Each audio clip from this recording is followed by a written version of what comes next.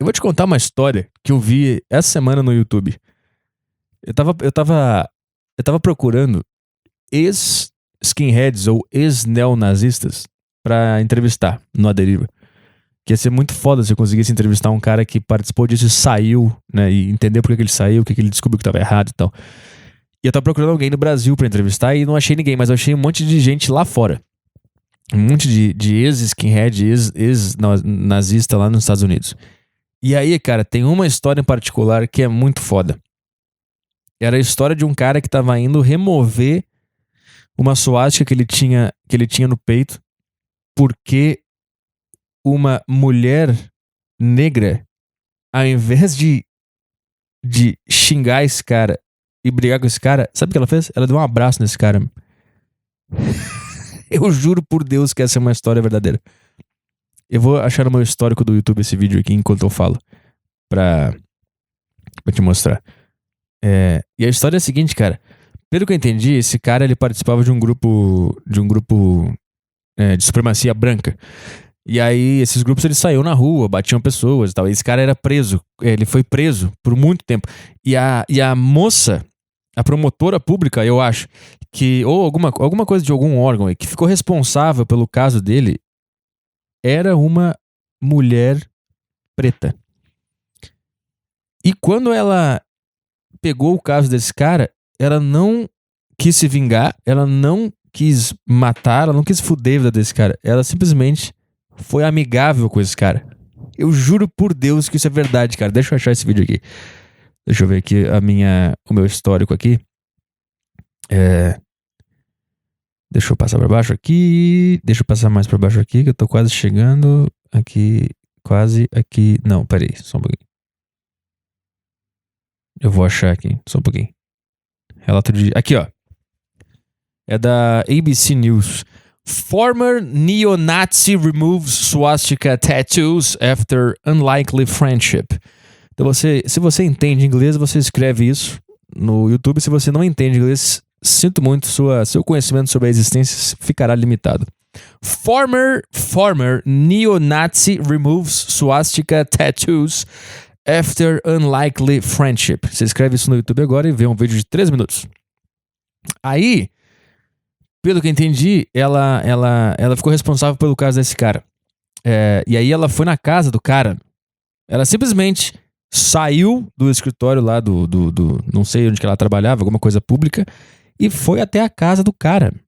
E sabe o que ela falou? Ela entrou no quarto do cara, ou na casa do cara, e viu que tinha uma bandeira da suástica gigantesca na sala. E sabe o que ela falou?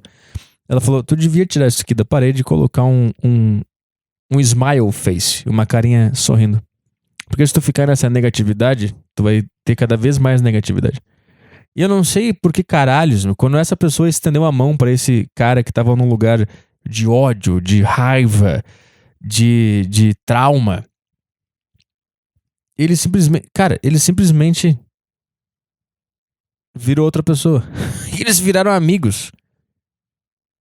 E quando ele saiu da prisão, ele foi num estúdio de tatuagem e cobriu a suástica. E aí eles se abraçam e o caralho. Aí ele fala que ela foi a primeira pessoa que estendeu a mão pra ele, abraçou ele e quis ajudar ele. Olha essa loucura, cara. Olha essa doideira. E aí eu vi outra entrevista que tá no site que tá no YouTube da Igreja Universal. Confira o relato de um ex-skinhead, aí um cara brasileiro. Mas aí eu não confiei muito porque ele começa a elogiar lá o Malafaia. Ficou parecendo um pouco de propaganda, mas a história do cara também parece ser interessante. E aí ele conta lá que quando ele era jovem, ele era rejeitado, e o pai dele não dava atenção pra ele, e quando ele encontrou esse grupo, ele encontrou um grupo que aumentou a autoestima dele, e quando ele tinha muita raiva, aquilo fazia muito sentido pra ele, e aí ele basicamente ele fala, cara, eu era um jovem solitário, traumatizado, e isso tudo me deu muita raiva, e estar num grupo que pode exercer essa raiva e mais eleger um determinado grupo de pessoas como o problema era muito compatível pra uma pessoa que tava nesse lugar de merda, entendeu? Então o que eu tô te falando é o seguinte, cara, o mundo precisa de mais abraços, mas não abraços de pessoas que você gosta, Você não vai abraçar uma pessoa que você já gosta. Você tem que abraçar um filho da puta.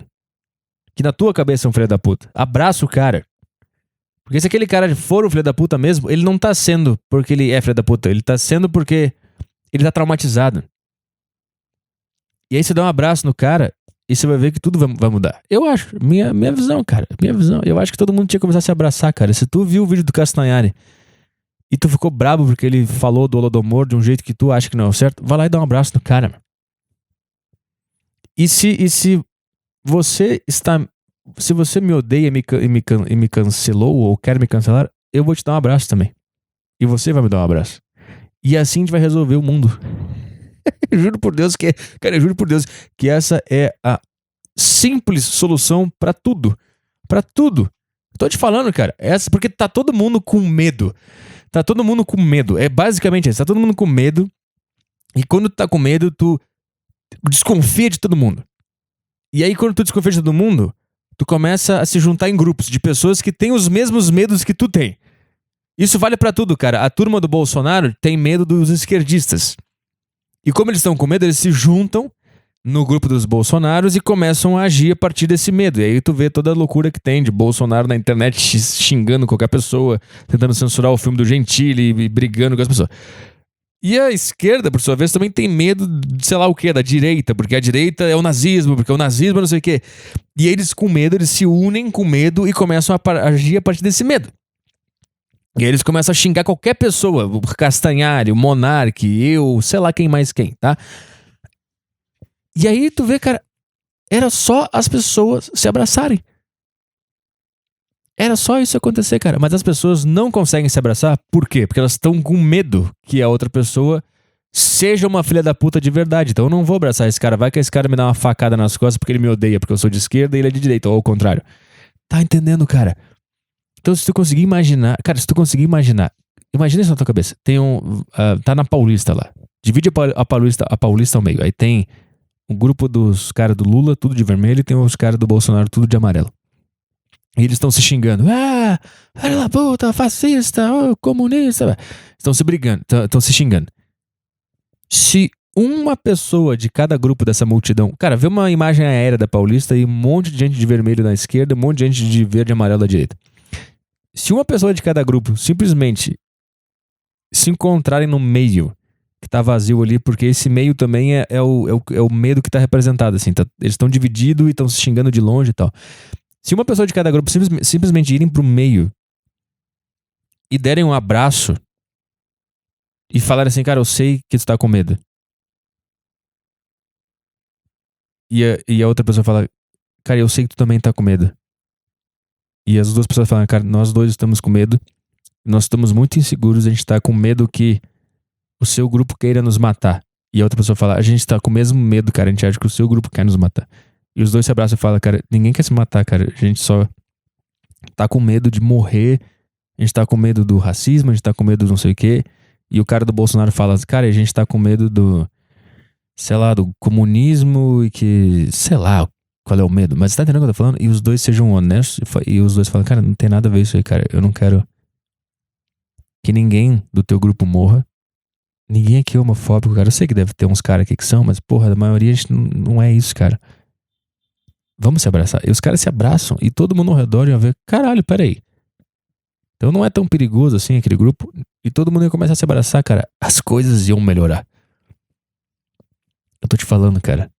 Consegue imaginar essa cena? Agora imagina depois disso, depois que rola esse abraço e todo mundo começa a se abraçar. Imagina um monte de gente se abraçando. Uns caras com a camisa do Bolsonaro e os caras com a camisa do Lula. Todo mundo começa a se abraçar de forma emocionante, deixando sair aquele medo, aquela desconfiança, aquela insegurança que fez ela ter que se juntar num grupo em primeiro lugar.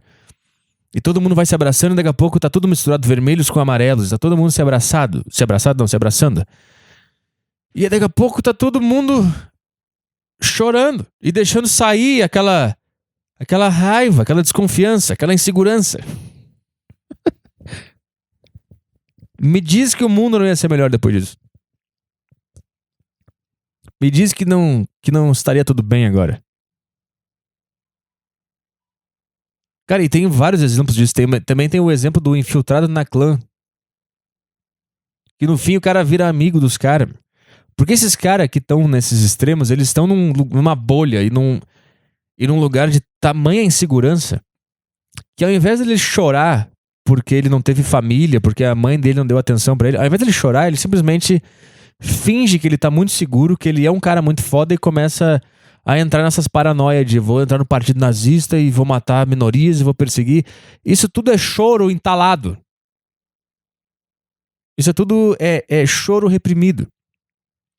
Basta um negro se infiltrar na clã e virar amigo de um dos caras que acabou, cara. O cara simplesmente chora internamente, entendeu? Porque ele cria essa imagem. Esse é o ponto, cara. Esse é o ponto. Agora eu acho que eu tô completamente maluco, mas eu acho que todo mundo está nessa dinâmica, na mesma dinâmica que leva um jovem a entrar num grupo desses nazistas, essas coisas assim. Tá todo mundo com medo. E o medo te faz te juntar num grupo de pessoas que também tá com esse medo. Isso faz o quê? Tu se distancia de outras pessoas que têm outros medos diferentes do teu. E essa distância cria desconfiança. E como tu tá distante do outro grupo que tem outros medos, tu começa a ver aquele outro grupo como o demônio, como o problema que vai acabar com a tua vida. E isso acontece com esses caras que entram nesses partidos, nesses grupos, eles se juntam num grupo de pessoas iguais, que têm os mesmos medos, os mesmos traumas, e criam uma distância desses, sei lá, eles criam uma distância. Por exemplo, esse neonazista aqui, que tem nesse canal ABC News. Ele se juntou num grupo de pessoas semelhantes a ele, que tinham os mesmos traumas, tinham os mesmos medos, as mesmas inseguranças. E pra fingir que eles não são pessoas frágeis e inseguras e tão loucas pra chorar, eles se tatuam e botam o nazismo e o Hitler e nós somos fora judeus. Eles começam a inventar que eles estão muito seguros e que eles são muito fortes. E eles começam a criar essa distância para, por exemplo, negros, tá? Eles criam essa distância. E aí, como tem essa distância, eles começam a fantasiar como que os negros são.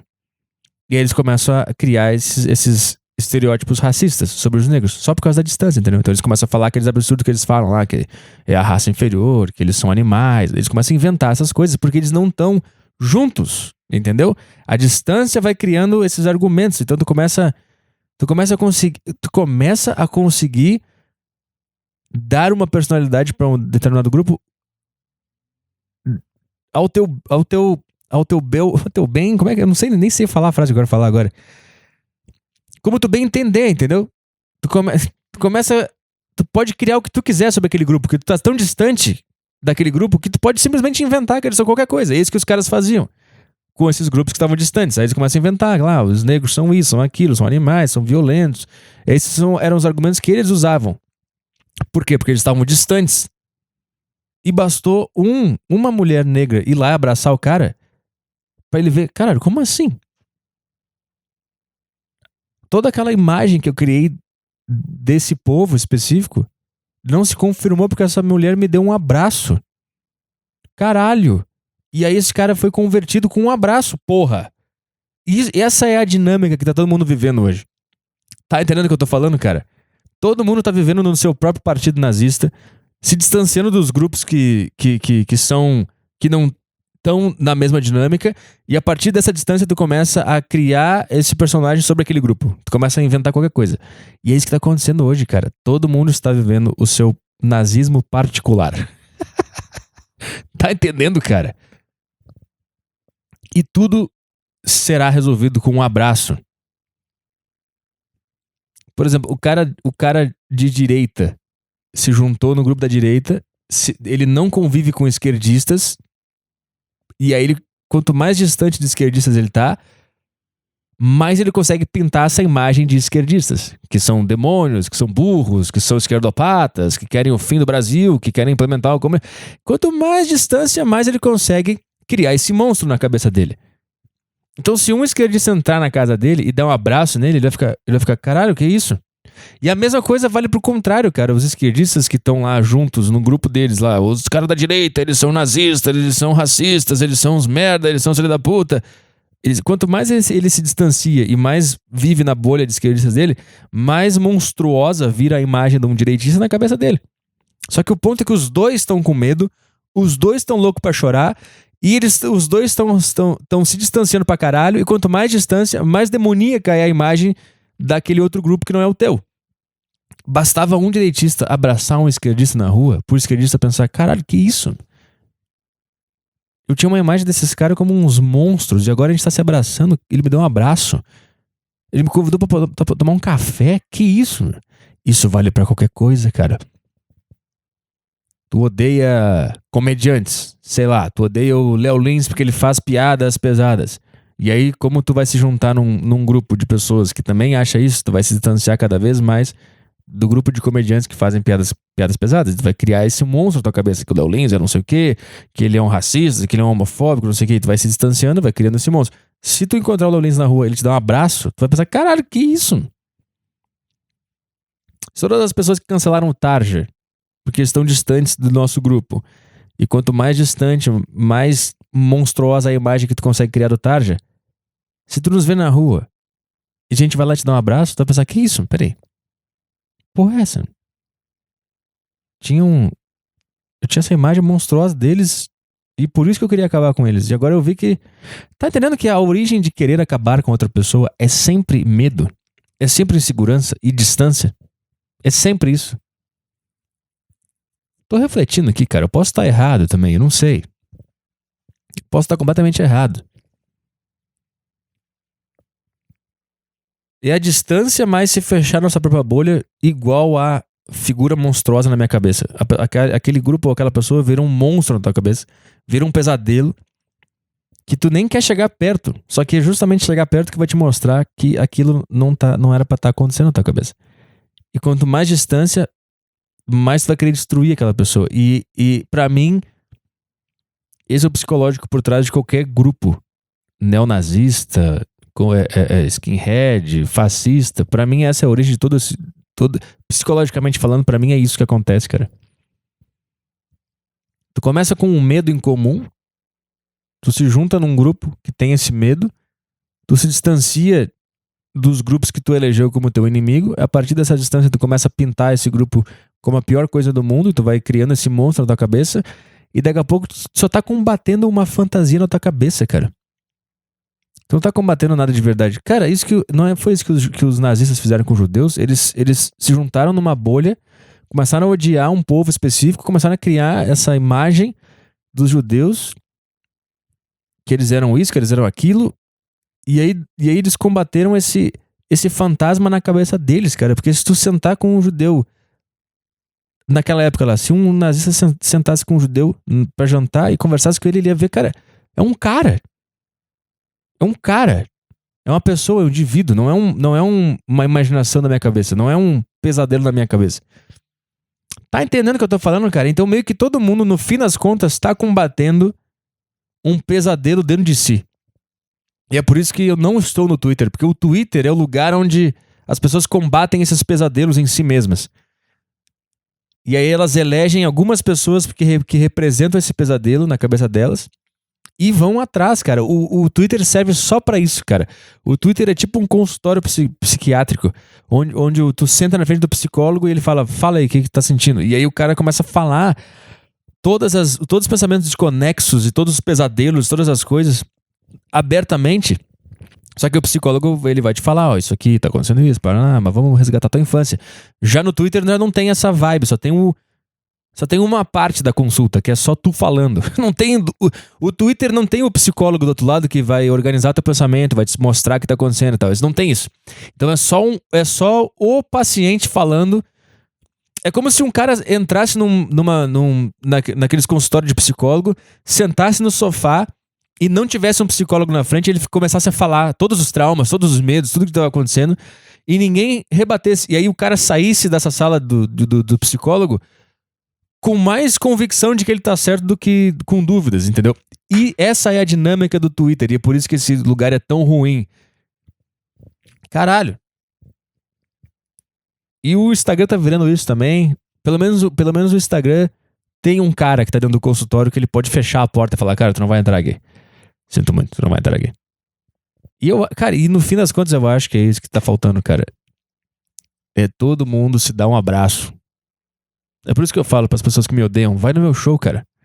Se tu me odeia, se tu tem essa imagem monstruosa de mim na tua cabeça, se tu acha que eu sou isso e aquilo, e tu fica conjecturando na tua cabeça aí pra criar essa persona que tu acha que eu sou, eu falo, cara, vai no meu show, cara. Vai lá. Senta lá bonitinho, me olha.